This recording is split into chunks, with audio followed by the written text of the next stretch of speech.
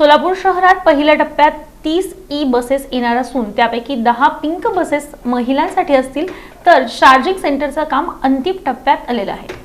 केंद्र सरकारकडून सोलापूर शहराला 100 ई बसेस मंजूर झाल्या असून त्यापैकी पहिल्या टप्प्यात 30 बसेस मिळणार आहेत। त्यापैकी 10 बसेस पिंक कलरच्या फक्त महिलांसाठी असणार आहेत। याची अधिक माहिती पालिका आयुक्त डॉक्टर सचिन ओंबासे यांनी दिली।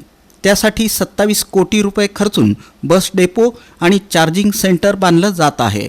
याचं काम अंतिम टप्प्यात असून येत्या 8 दिवसात पूर्ण होईल असंही त्यांनी सांगितलं। जुन्या बस डेपोच्या जागेत नवीन बस डेपो उभारला जात आहे। तिथं महावितरणच्या उपकेंद्राची उभारणीही सुरू झाली आहे। त्यासाठी 4000 चौरस मीटर जागा देण्यात आली आहे। हे उपकेंद्र 33/11 kV क्षमता 10 MVAचं आहे। या केंद्राच्या उभारणीसाठी 9,86,00,000 रुपये लागणार आहेत।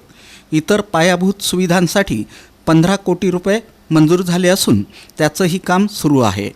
3 कोटी रुपये खर्च करून विजेची लाईन टाकण्याचं काम सुरू झालं आहे।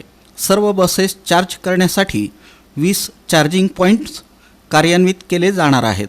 पहिल्या टप्प्यात बस आल्यानंतर ज्या भागात अत्यंत गरज आहे त्या भागात पहिल्यांदा बस सेवा सुरू होईल।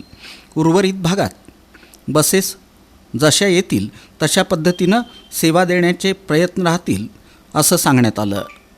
बुधवार पेठेतील बस डेपोच्या जागेत चार्जिंग सेंटर उभारण्याचे युद्धपातळीवर प्रयत्न सुरू झाले। त्यात पार्किंग, PS स्टेशन, काँक्रिटीकरण, हायमास्ट, सुरक्षा भिंत या पायाभूत सुविधा पूर्ण झाल्या आहेत। वर्कशॉप, वॉशिंग परिसर, ॲडमिन बिल्डिंग या तिन्हींचं काम अंतिम टप्प्यात आल्यामुळं महापालिकेनं JBM कंपनीला करारासाठी बोलावलं आहे।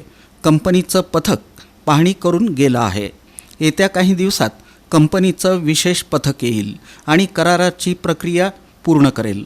करार केल्यानंतर पहिल्या टप्प्यात 2 ते 2.5 महिन्यातच बसेस येतील। उर्वरित बसेस टप्प्याटप्प्यानं येतील।